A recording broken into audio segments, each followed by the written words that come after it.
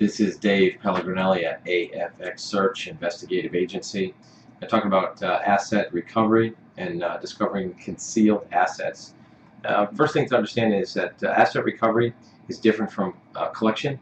A collection agent or a collection agency is simply going to contact a debtor and try to beg funds out of them or coerce them into giving up funds voluntarily.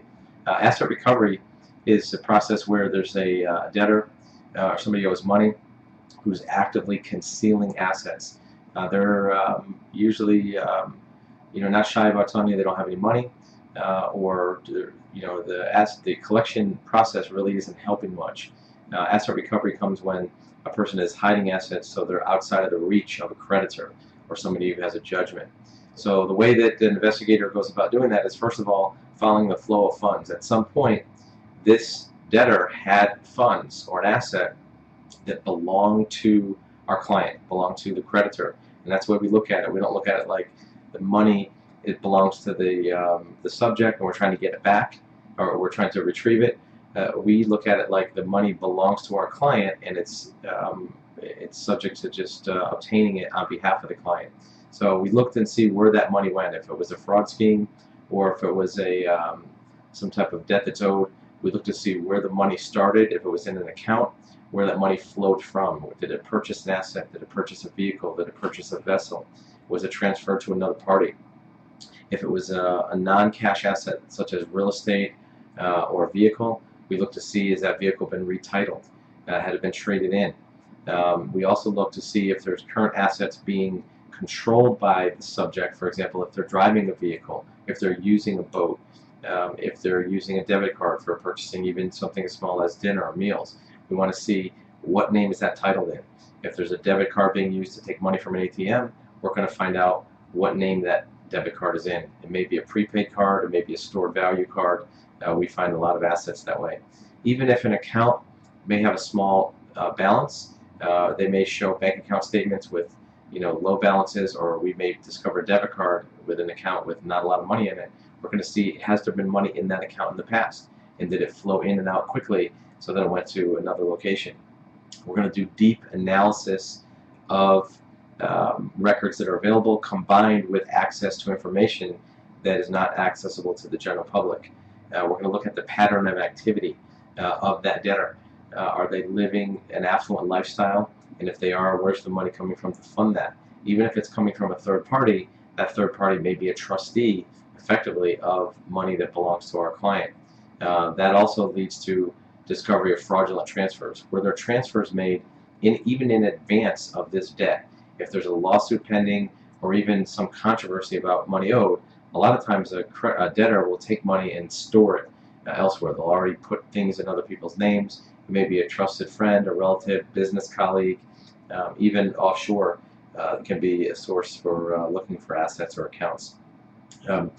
If you are thinking about how hard it is to find assets, imagine this. We discover assets that are hidden by hidden by subjects using really advanced techniques that narcotics traffickers might use. These are people that hide money for a living. Somebody who's processing drug trafficking for a living in an overseas country, they have to hide their money. Otherwise, agencies like the DEA or overseas law enforcement agencies are going to take their money.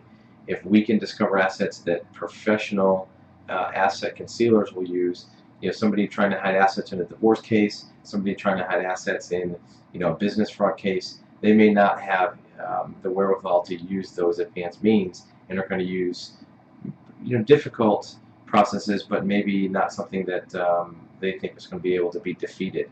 A good example is if you yourself are thinking about hiding assets, run it by us. Let us know what you think are going to be the ways you're going to hide money. We'll tell you how we can find it, or how anybody can find it. In many cases, even $15,000, $20,000, $30,000 divorce cases, one party may decide to try to hide money from the other client and use techniques that they think are indefeasible, but we can normally find those assets. The process is always leave a paper trail. Anytime money is moved, there's always a record of that transaction somewhere. may not be easy to find, and it may be something that the perpetrator doesn't think is easy to discover, but there's always a way to discover it. Somebody asked me, well, how can you discover somebody just takes a large sum of cash and puts it in a plane and flies it somewhere or puts it in their car? Well, that cash had to come from some account. Unless the cash was in a cash format to begin with, that's not going to happen. The other thing is, if you put it in an aircraft, that's going to create a trail. Anytime you move more than $10,000 by aircraft, you have to create a record. And aircraft transport companies that are licensed FAA Part 135, aircraft companies, they don't want to lose their license, so they're going to check the manifest to see if their travelers or their passengers are transporting cash. That's a rare event. Most people don't go to that extent. A lot of times they'll try to buy poker chips and claim losses, and then restore the chips to cash later. Sometimes it's prepaid cash cards. Sometimes they'll buy an asset they know is transferable back to cash, such as precious metals, gold or silver, something that retains value that doesn't have a title, like a vehicle or a boat. Again, this is all common techniques that we come across. There's methods to discover those. Life insurance policies is another method, cash value life insurance policies. There's dozens and dozens of methods. We know to look not necessarily for a method, but the activity that reveals that method. So if you have a judgment, if you have a situation where there's potential for a subject owing you money that may try to hide it, the earlier that an investigator can be involved with the case, the better, to start documenting the activity, documenting fraudulent transfers, and working possibly with your legal representative to discover possible trustees that may be holding these assets for the debtor. So you can reach us at afxsearch.com or call us up for more information.